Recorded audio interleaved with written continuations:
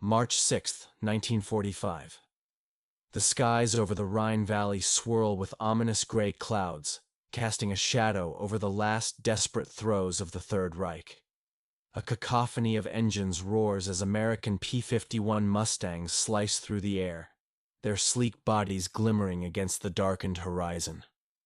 Among them, Lieutenant Jack "Slick" Thompson, a brash 24-year-old pilot, grips his controls tightly. His heart races, a mixture of thrill and anticipation bubbling beneath his steely exterior.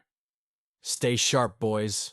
Those Luftwaffe aces think they own these skies," he barks over the intercom, his voice steady but laced with an undercurrent of tension. Beside him, Corporal Wayne "Whiz" Jenkins, a wiry, sharp-eyed navigator, glances nervously at the swirling clouds. "What if they come at us from behind? They're slippery, Slick." Slick's jaw tightens. "Then we'll show them something they've never seen before. They've never met American pilots who can outmaneuver them in their own game." As they soar higher, the air crackles with unspoken fears and adrenaline. The men know the stakes. They're battling not just for victory, but for survival. With every twist and turn, they hone their instincts, their camaraderie solidifying into a bond forged in the flames of war. What he didn't know was that this idea would change the war. If stories like this fascinate you, make sure to hit that subscribe button and comment below. March 1945 marks a pivotal moment in the history of aerial combat during World War II. The European theater is a swirl of chaos and destruction, with the Third Reich crumbling under relentless pressure from Allied forces. The Luftwaffe, once the pride of Nazi Germany, now faces crippling losses, its resources dwindling as the Allies gain ground. By this juncture, the Luftwaffe had suffered a staggering decline, with a 75% reduction in operational aircraft since 1941. Their pilots, previously hailed as the finest in the world, are now fatigued and outnumbered. At the heart of the conflict lies an insurmountable problem. The Luftwaffe's elite aces, renowned for their skill and precision in dogfights, find themselves pitted against a new breed of American pilots, whose innovative tactics and fearless maneuvers challenge long-standing aerial combat doctrines. American fighter pilots, equipped with the P-51 Mustang, are not just out to win, they are redefining air superiority. As the Luftwaffe grapples with its imminent defeat, the Allies are innovating at an unprecedented pace. Among the most feared of the Luftwaffe aces is Major Erich Hartmann, the highest-scoring fighter pilot in history with 352 confirmed kills. Hartmann embodies the Luftwaffe's storied past and its present crisis. The Americans have a different approach. He confides in a rare moment of vulnerability. "They don't just fight, they adapt. We were taught to respect the enemy, but we never anticipated this level of audacity." The American pilots' ability to strategize on the fly, coupled with their unconventional maneuvers, terrifies the Luftwaffe. The tactical failures for the Germans are compounded by logistical nightmares. With fuel shortages rampant and aircraft maintenance slipping, the Luftwaffe is ill-equipped for the challenge posed by their opponents. The Allies employ superior intelligence and resource allocation, turning the tide of aerial combat. Major Hartmann recalls a fateful encounter. "We would engage, and they'd escape with ease, sometimes even turning in ways we had never seen before, almost defying physics." The Luftwaffe's series of failed operations reinforces the consensus of impossibility among military experts. "Nothing worked," one high-ranking officer laments, referring to the desperate attempts to counter the American strategies. Aerial combat reports reveal a grim reality. As air superiority becomes increasingly elusive, German pilots are left grappling with their ineffectiveness against the newly arrived American forces. In June 1944, during Operation Overlord, the Allies' D-Day invasion, the Luftwaffe's air support falters, leading to a catastrophic failure that solidifies the perception of their declining might. By the beginning of 1945, the desperation is palpable. An intelligence report states that Luftwaffe losses have reached an astonishing 12,000 aircraft, while the Allies continue to gain momentum. In their final months, Luftwaffe pilots are forced to engage in defensive flying, becoming reactive rather than proactive. "A dog with its back against the wall fights harder," says one beleaguered commander, but the reality is stark. The Luftwaffe is not just fighting for control of the skies, they are fighting against time. Meanwhile, in the United States, the emergence of new tactics is stirring excitement and determination among American pilots. They are honing their skills to exploit the weaknesses of the Luftwaffe, meticulously studying their adversaries' flight patterns and responses in order to create a strategy that could flip the dynamics of aerial warfare. The American pilots are not just learning from textbooks, they are innovating through experience. "We are not just in the battle of the skies, we are redefining what it means to fly," Lieutenant Thompson reflects. The innovation and courage displayed by the American pilots present a sharp contrast to the rigidity of the Luftwaffe's tactics. With each dogfight, the Americans display an uncanny ability to improvise, an unpredictable flying style that turns the aerial combat landscape into a chess game where the traditional rules no longer apply. Major Hartman, a witness to this audacity, notes, "They have taken risks we would never have dared to consider. It's as if they have learned to fly backwards, evading our every tactic." As the war rages on, the balance of power in the sky is shifting. Luftwaffe pilots, once the kings of the clouds, now find themselves in a perilous position, their confidence shattered by the unexpected maneuvers of their American counterparts. The Luftwaffe's air-to-air kill ratio drops significantly, cementing the perception that the Germans are not only losing the battle, but are also losing their reputation as the world's premier aerial force.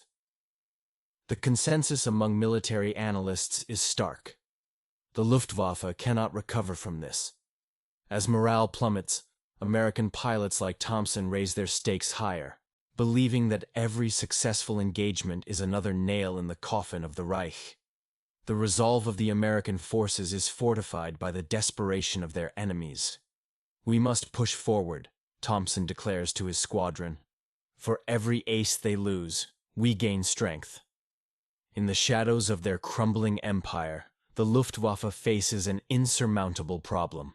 As the war inches toward its climax, the Luftwaffe's pilots confront not only the enemy in the skies, but also the suffocating weight of inevitability.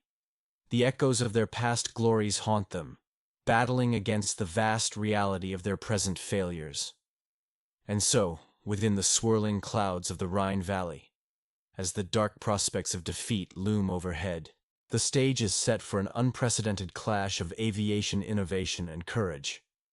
The impending confrontation will reveal not only the fate of the Luftwaffe, but will also unleash the daring spirit of the American pilots, who stand ready to redefine the rules of aerial combat forever. What they don't know is that the audacity cultivated in their hearts and minds will change the course of the war.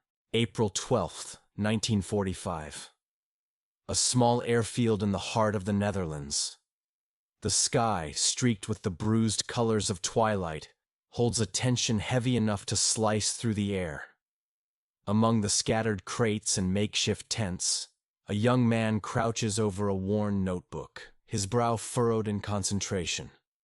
Lieutenant John Jack Thompson, just 23, is a flight instructor for the U.S. Army Air Forces, tasked with training new pilots in the art of aerial warfare. With his tousled brown hair and boyish face, marred only slightly by the marks of fatigue, Jack embodies the spirit of youthful determination. His hands, calloused yet deft, move swiftly as he sketches the silhouette of a P-51 Mustang, a machine he knows intimately. The thrum of engines echoes in the background, a constant reminder of the war raging beyond their immediate world. "This doesn't make sense," he mutters to himself, flipping through pages filled with diagrams and notes. "We can't just keep flying the same way. We need an edge." He pauses, lost in thought. The Luftwaffe pilots are formidable adversaries, but Jack has observed something strange in his training sessions. They had been pushing the limits of aerial maneuvers, practicing daring tactics. If only they could harness that creativity. His internal monologue is interrupted by the abrupt clattering of boots against gravel. Captain Daniels, a grizzled veteran with more scars than medals, strides toward him, eyes narrowed in skepticism. "Thompson, what are you scribbling down this time? More of your daydreams about acrobatics?" "It's not a dream, sir. I think we can outmaneuver them. If we can just—" "Listen, Jack." Daniels cuts him off, his voice a low growl. "That's the stupidest thing I've ever heard. You think you can fly backward and confuse the enemy? Get your head in the game. This is war, not some circus act." Jack straightens, defiance igniting in his blue eyes. "With all due respect, Captain, if we keep flying straight and narrow, we'll become easy targets. I've watched them, and they're predictable. If we can just flip the script." His voice trails off as he meets Daniels's hard gaze. Daniels shakes his head, exasperated. "You have no idea the risks involved. Focus on what works." As the captain walks away, Jack feels the weight of doubt settle over him. But beneath the uncertainty, a flicker of determination stirs. This could be the breakthrough they need. Maybe it wouldn't just be about combat. It could be about redefining tactics altogether. That evening, the airfield is cloaked in a heavy fog, muffling the sounds of engines and distant explosions. Jack sits alone on the tarmac, the notebook resting on his lap. He glances up at the sky, filled with a longing that feels almost tangible. "There has to be a way," he whispers to the stars. "What if we can turn them on their heads?" Days pass, and the world outside becomes increasingly chaotic. Allied forces push deeper into enemy territory, but the Luftwaffe remains a formidable challenge. Jack's obsession grows, leading him to the hangar where the P-51 Mustangs sit, their sleek forms glinting under the dim lights. He knows he requires help, someone who shares his vision. As he paces the hangar, he overhears a conversation between two seasoned pilots. "Have you seen those Luftwaffe aces? They're flying like they own the skies," one grumbles. "They've got the tricks, but we've got experience." Jack approaches them. "What if we could outsmart them with something they've never seen before?" The pilots share a bemused look. "What, like flying backward?" one scoffs. Rather than back down, Jack presses on. "Exactly. If we can do something unexpected, it might just give us the advantage we need." "Jack, you're really losing it," the other replies, shaking his head. But Jack can't shake the idea. It's a spark, a fire that he won't let extinguish. He begins to gather a small cadre of young pilots, those who are hungry for innovation, who refuse to accept the status quo. Together, they huddle in the late hours, sketching diagrams and discussing maneuvers that challenge the very fundamentals of flight. "Let's focus on a loop," he suggests one night, excitement bubbling in his chest. "If we can pull up hard, then flip and thrust backward, we can make them think we're in retreat when we're really preparing for the next strike." The group buzzes with energy, the initial hesitation fading into a contagious optimism. They begin to train in secret, Jack leading them through each maneuver, with the intensity of a man on a mission. Weeks later, they finally have the chance to prove their audacious idea. The weather is clear, a stark contrast to the storm brewing in the hearts of the pilots. Jack stands before his small squadron, their faces a mix of anticipation and fear. "Today is not just about flying. It's about rewriting the rules," he states, his voice steady, the camaraderie palpable. The roar of engines fills the air as they take off, soaring into the sky. Jack's heart races, adrenaline coursing through him as they climb higher. The sun shines brightly, casting a golden hue over everything. He can almost hear the laughter of his comrades, the thrill of defiance echoing in his ears. As they engage with an unsuspecting group of Luftwaffe fighters, Jack initiates the maneuver, a sharp climb followed by an abrupt roll. The enemy pilots, taken by shock, struggle to adjust. The air crackles with tension as Jack feels the thrill of the unknown. "Now!" he shouts into the radio, his voice crackling with excitement. The team executes the maneuver seamlessly, the Luftwaffe pilots bewildered, their formations breaking apart. One by one, Jack's squadron strikes with precision, catching their enemies off guard. "We did it! We actually did it!" he exclaims, a euphoric laughter escaping his lips. In the aftermath, as they land, the elation is palpable. They have proven their mettle, changing the course of their small engagement.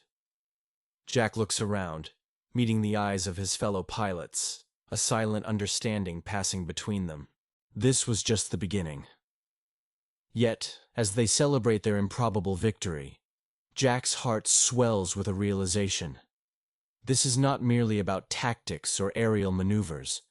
It's about the courage to defy the odds, to believe in the impossible. What he didn't know was that this idea would change the war. If stories like this fascinate you, make sure to hit that subscribe button and comment below. April 14th, 1945. The outskirts of the same airfield in the Netherlands, shrouded in a fog of uncertainty. Lieutenant Jack Thompson stands at the edge of the field, a makeshift testing area. Tension crackles around him, a palpable energy thick with the weight of expectations. His heart beats in sync with the distant roar of aircraft engines. "Are you absolutely sure about this?" whispers Sergeant William "Billy" Harper, his closest ally and a seasoned mechanic, gripping a wrench nervously. Jack nods, determination etched on his face. "These maneuvers could make all the difference, Billy. If we can just show them. This could change the war." The late afternoon sun casts long shadows, and Jack's gaze drifts towards the weathered biplane that sits quietly, its yellow paint chipped, a relic of past conflicts. This would be their test bed. The plan was reckless, perhaps even foolish, but the potential for success ignited a fire in Jack's chest. Jack has spent the last few weeks developing a revolutionary aerial maneuver, one that he believes could push the limits of dogfighting tactics. It's a complex series of rolls and inverted turns, enabling pilots to outmaneuver their opponents. To his misfortune, his superiors dismiss the idea as a youthful fantasy. But now, with war raging and lives at stake, Jack is convinced that he must proceed alone. The biplane sits like a caged bird, waiting to soar. Jack climbs in, the cockpit cramped and foreign. He takes a moment, closing his eyes, visualizing the movements he plans to execute. "Remember, Jack," Billy says, urgency in his tone. "If you fail, they'll never let you try again." Jack's thoughts flash to the young pilots being trained, faces eager yet anxious. He cannot let them down. "I know," he replies, his voice steady despite the whirlwind of doubt in his mind. With a deep breath, he turns the ignition. The engine coughs to life, a throaty growl that vibrates through his bones. He rolls onto the runway, and as the plane bumps along the uneven surface, he feels something shift inside him, a mix of fear and adrenaline. As he gains speed, the biplane lifts off the ground, a sudden rush of freedom. Jack grips the controls tightly, the world below shrinking away. He eases into a climb, then pushes forward, the horizon ahead beckoning. The first attempt is a series of graceful loops, a test of control. The plane responds well, gliding through the air as Jack's heart races with exhilaration. But it's not enough. He must push further. "Let's see what you've got," he mutters to himself, focusing on the next move. He begins the inversion, flipping the aircraft upside down. The sensation is dizzying, the ground above and sky below merging in a dizzying dance. But then, as the world spins, Jack feels the plane shudder, the engine sputtering. Panic grips him.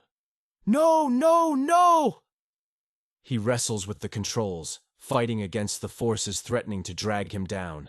With a final desperate adjustment, he rights the aircraft, barely escaping disaster. Come on, Jack, he breathes, sweat beading at his brow. You can do this. He regains composure, determination flooding back as he prepares for attempt number 2. The biplane seems to sense his resolve, responding with a newfound energy. As he executes the inverted turn again, Jack senses something shift in the air, a slight change in pressure. Suddenly he's maneuvering with a fluidity he hadn't anticipated.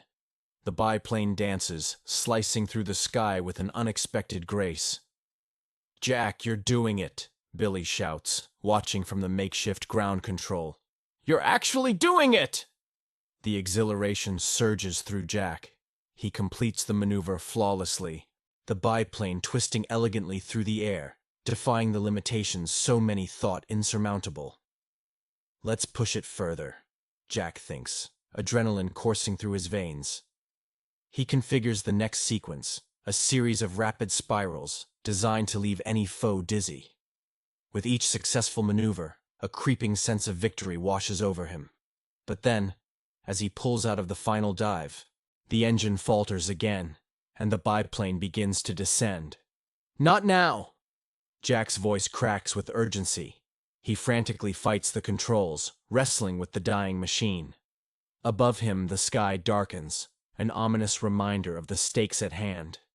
With a final push, he manages to stabilize the plane. The ground rushes up to meet him, the biplane's wheels kissing the earth with a rough thud. Jack's heart pounds in his chest as he skids to a halt, breathless. The moment hangs heavy in the air. Did it work?" he gasps, looking at Billy's wide-eyed expression. "Jack, that was incredible!" Billy exclaims, rushing to the cockpit. "You really did it! You made it work!" A rush of relief floods over Jack, mingling with the thrill of success. They've achieved something others deemed impossible. But before they could celebrate, a voice cuts through the excitement. Colonel Carter strides over, his brow furrowed with skepticism. "What are you two clowns doing out here?" "Sir, we just tested a new maneuver," Jack begins, but the colonel interrupts. "This isn't a game, Lieutenant. We can't waste resources on—" "I think we just changed the game," Jack interjects, brimming with newfound confidence. Colonel Carter narrows his eyes, scrutinizing Jack. "You better have data to back this up." With a smile creeping onto his face, Jack pulls out his notebook, flipping through pages filled with notes and sketches. "We can reduce enemy losses significantly, sir. This could give us the edge we need." After a tense moment, Colonel Carter's expression softens slightly. "Let's see what you've got," he concedes, curiosity piqued. Jack's heart swells as he shares the details of his maneuvers, fueling the colonel's interest. For the first time, he feels the weight of his dreams and ambitions begin to transform into reality. "Prepare for a full demonstration," Colonel Carter orders, a hint of excitement breaking through his stern demeanor. As Jack looks at Billy, their eyes meet, a silent understanding passing between them. They stand on the brink of something monumental. If you're hooked on this story, hit that subscribe button, Jack thinks, envisioning the journey ahead. The wheels of fate are set in motion, and they are ready to face whatever comes next. April 20th, 1945. A dimly lit room in a military operations center, located outside Amsterdam. The air hangs heavy with the scent of coffee and sweat, as a cluster of high-ranking officers gather around a polished oak table. Maps of strategic air routes and enemy positions cover the surface, but the focus is on one man, Lieutenant Jack Thompson. The young instructor stands at the head of the table, flanked by a few skeptical faces. "Gentlemen," Jack begins, his voice steady, yet tinged with the fervor of his convictions. "My training method, the one I've developed with the help of my students, has shown remarkable results. Our pilots can maneuver in ways the Luftwaffe has never encountered." Remarkable results. Colonel Harrison scoffs, adjusting his spectacles. "You're asking us to believe that your unorthodox approach will give our pilots an edge over seasoned German aces? You're asking us to risk lives on a hunch. Jack's heart races, but he holds his ground. Sir, I have the evidence. Our pilots have been successfully performing backward flight maneuvers, creating confusion among enemy fighters. You've seen the reports from the last engagement. Losses were reduced by 85%. The room echoes with skepticism. Major Roberts leans back, arms crossed. Anecdotes won't win wars, Lieutenant. We need hard data, not just stories of improvised tricks. Jack's voice trembles slightly, but he presses on. I can provide that data. We must test it in the field. Give me a squadron to train, and I promise you'll see results. His eyes scan the room, seeking any sign of support. General Matthews, a veteran of numerous campaigns, leans forward, intrigued. You truly believe this could change the tide of our air strategy? Yes, sir, Jack replies, his conviction igniting. I've seen what these young men can do. It's not just about the maneuvers. It's about their spirit. They're willing to fight and innovate. The tension rises, the officers exchanging glances. Jack senses the gravity of the moment, and he can feel his pulse quicken. We've all seen the losses. The Luftwaffe pilots may be experienced, but they've never faced anything like this. If we act now, we might just turn the odds in our favor. A moment of silence blankets the room, as the officers contemplate his words. Finally, Colonel Harrison sighs, the weight of decision pressing down upon him. Very well, Thompson. You'll get your squadron. But this better not be the last time I have to clean up after one of your bright ideas. Jack's heart soars. Thank you, sir. I won't let you down.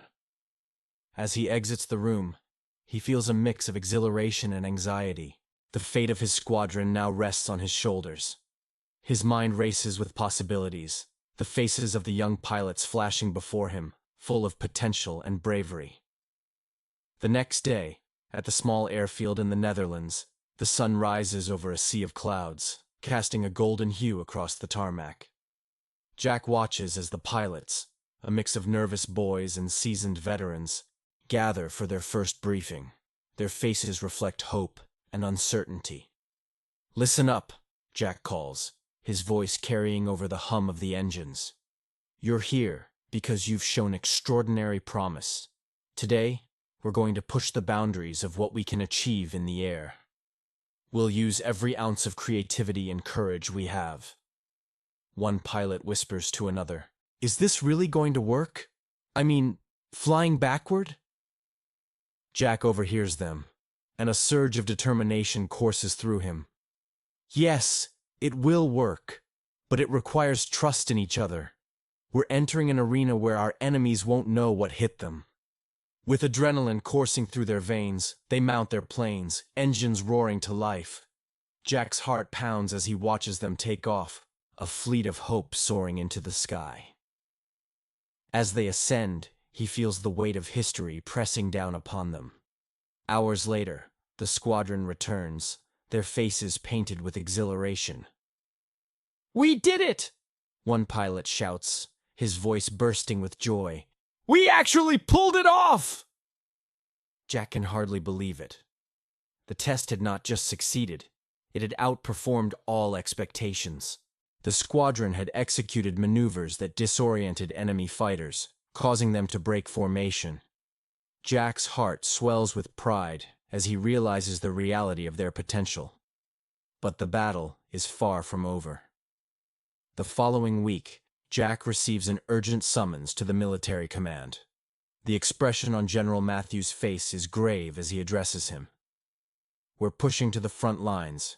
Lieutenant, your squadron will be part of the next offensive operation. You'll have one shot to prove your method against the Luftwaffe. The pressure is immense, and Jack feels the weight of the world on his shoulders. He gathers the pilots, looking into their wide, determined eyes. This is it, team. We have a chance to show the world what we can do together. Trust your training, trust each other, and let's make history.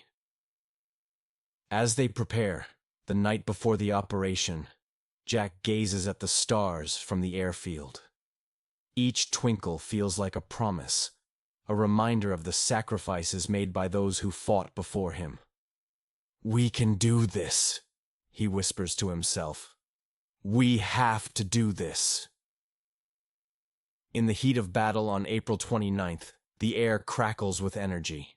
The sky is alive with aircraft weaving in and out of clouds, and the roar of engines fills the air. Jack leads the charge, his heart racing as they engage with the Luftwaffe. The chaos unfolds, and Jack's voice cuts through the din on the radio, guiding his squadron through the maelstrom. "Now, execute the maneuver." The squadron lunges into action, flipping and spiraling, creating a visual symphony of valor. Suddenly, enemy fighters start to break formation, disoriented and confused. Jack watches in awe as the pilots pull off the impossible, their ranks steady against the storm. "Losses are down," the radio crackles. "We're winning." Jack lets out a breath he didn't realize he was holding. The tide has turned, and the exhilaration of victory courses through them. As they land, cheers erupt from the ground crew, overwhelmed with joy. Jack steps out of his aircraft, grinning ear to ear as his squadron surrounds him. They've done it. They've changed the narrative. In the aftermath, Jack stands before a group of officers, accolades pouring in. The general speaks, a proud smile breaking through his stern demeanor. "Thanks to your innovation, we've turned the tide of air combat. You've shown that sometimes the most unconventional ideas are the ones that save lives." Jack looks around at his fellow pilots, their faces aglow with pride. "We did this together," he says, his voice strong. "This victory belongs to all of us." The room fills with applause, but amidst the celebration, Jack knows that the journey is not just about the accolades or the glory. It's about the courage to believe in the impossible. The legacy of that day would resonate through the years, reminding future generations that true innovation doesn't need credentials. It needs courage. April 15th, 1945. Allied Headquarters, London. The air is thick with tension, the faint sound of distant aircraft echoing through the concrete corridors. Inside the war room, maps are strewn across tables like the remnants of a battlefield. Officers in crisp uniforms stand with their arms crossed, faces set in grim determination. The fate of air combat hangs in the balance, and at the center of it all stands Lieutenant John "Jack" Thompson. Jack's heart races as he surveys the room. Major General William "Billy" Harrison, a seasoned commander with deep creases etched into his forehead, leans over a map with a critical expression. "We cannot afford to lose pilots any longer," he says, frustration edging his voice. "We need a solution, and we need it fast." Around the table, skepticism reigns. "What you're suggesting is unorthodox." "Thompson," Colonel Richard Hale interjects, his tone dismissive. "Flying backward. It sounds like a circus trick, not a military strategy." Jack clenches his fists, fighting the urge to yell. He had witnessed the effectiveness of his training firsthand. The way his students maneuvered their aircraft with unmatched agility. The thrill of defying conventions. "Sir, with respect, I believe it can change the tide of battle. We've seen it work in training." The room falls silent, the weight of his words hanging heavy. Jack can feel the eyes of the officers on him, measuring him, judging him. Major Harrison raises an eyebrow, intrigued yet cautious. "And how can we be sure it isn't just a fluke? We need solid evidence before we waste resources on something that might not even work." Jack takes a deep breath, steeling himself. "Let me demonstrate. I can take a squadron up and show you what they can do. We'll test it in a controlled environment first. If it fails, I'll take full responsibility." Colonel Hale scoffs. "And if it succeeds? What then, Thompson? You expect us to rely on a few tricks?" "That's the point," Jack replies, his voice steady. "It's not just about tricks. It's about a new way of thinking. Aerial combat is evolving, and we need to evolve with it." After a long, heavy pause, Major Harrison makes a decisive nod. Very well, Thompson. You have your chance. Set up this demonstration. But if it fails, you're out. The gravity of the moment hits Jack like a punch to the gut. He nods, determination flooding through him. Thank you, sir. I won't let you down. April 18th, 1945. The airfield in the Netherlands buzzes with activity. Pilots scramble to prepare their aircraft, their breaths visible in the crisp morning air. Jack stands by the runway, a mix of excitement and anxiety churning in his stomach. His squadron of young pilots, eager yet inexperienced, looks to him for guidance. "Remember what we practiced," he calls out, his voice firm but encouraging. "Trust your instincts and your training. Today, we show them what we're made of." As the planes roar to life, Jack watches, heart pounding. The sound of engines fills the air, a cacophony of machine and ambition. He signals for the takeoff, feeling a surge of adrenaline as the aircraft lift off the ground, ascending into the open sky. At altitude, Jack leads the squadron in a series of maneuvers, executing tight turns and rapid ascents. He feels the thrill of flight, but there's a purpose driving him. "Now let's show them the backward flight." With synchronized precision, the squadron begins the backward maneuvers, a sight that defies belief. The planes dance through the air, twisting and rolling, leaving streaks of vapor behind them. Jack's heart swells with pride as he sees the astonished expressions of the officers below, watching in disbelief. "Holy hell! They're actually doing it!" an officer mutters, his eyes wide in astonishment. The demonstration continues, and Jack can feel the shift in the air. Unwavering belief replacing skepticism. His students nail the moves, pulling off stunts that had seemed impossible just weeks ago. As they land, the crowd erupts into applause, a chorus of cheers ringing through the air. Major Harrison approaches Jack, a smile breaking through his stern demeanor. "That was impressive, Lieutenant. You've proven your point." Jack's grin is infectious. "Thank you, sir. It's just the beginning." April 20th, 1945, Allied Headquarters. The atmosphere shifts as Jack is called back to London. This time, the room is different, charged with energy and optimism. Jack stands before the same officers, now with a renewed sense of purpose.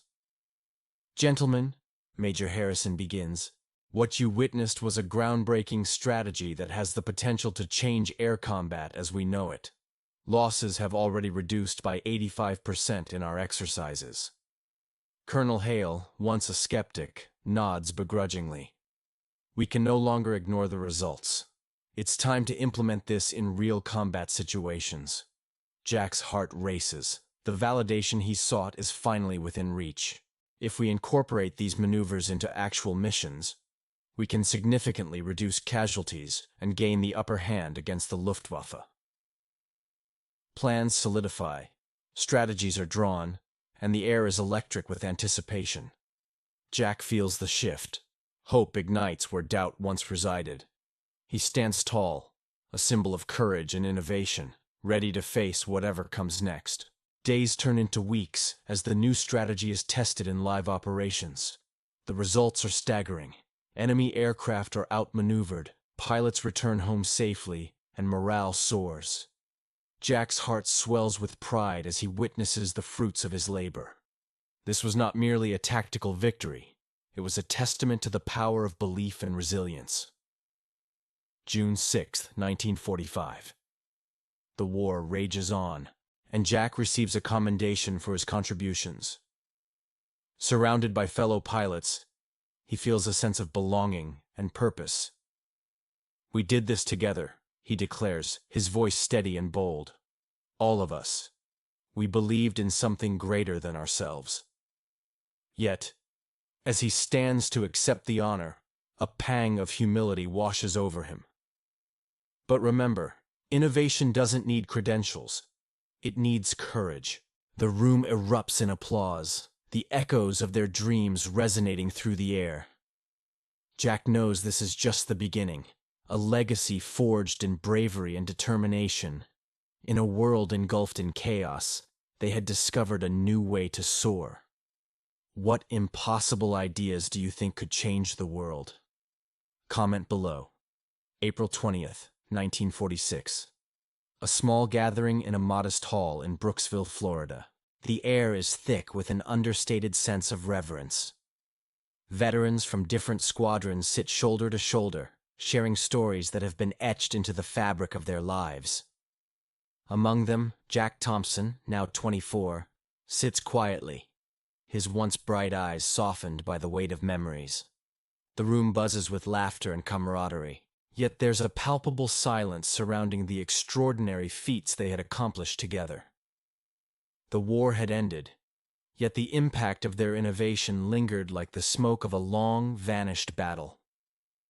Only months earlier, during a mission over Germany, Jack had unwittingly crafted a technique that transformed aerial combat. It was a blend of instinct and daring maneuvering, enabling American pilots to engage in aerial tactics that left the Luftwaffe aces bewildered. "They flew backwards," one German pilot had remarked, incredulous. "I'd never seen anything like it." Yet beyond the accolades of combat, it was Jack's humility that struck a chord within the hearts of his comrades. "You know, we were just trying to survive," he would often say. "It was never about glory." The man who had once rewritten the rulebook on aerial tactics now sat in the shadows, modestly accepting praise while deflecting attention to his fellow pilots. Yet the war had left scars. Jack often gazed out the window at the setting sun, reflecting on the friends he had lost. Each face, a flicker of light extinguished too soon. What good is this innovation if it doesn't bring them back? He would think, the weight of grief pressing down heavily. The camaraderie that had formed among pilots was forged in the crucible of warfare, now tinged with the haunting specters of fallen brothers. As the gathering drew to a close, a former squadron leader rose, addressing the room. "Innovation doesn't just define a moment, it shapes the future. Jack, you taught us that courage in the skies could lead us to unexpected victories." The room erupted in applause, but Jack sat still, his heart heavy. The true victory for him was not the accolades, but the lives they had saved. He remembered the faces of those he trained, the trust they placed in him, and the ultimate sacrifices they made. Months turned into years. By 1950, Jack returned to civilian life, taking on the role of a flight instructor once again. Not for glory, but to ensure that the next generation would soar with the same heart.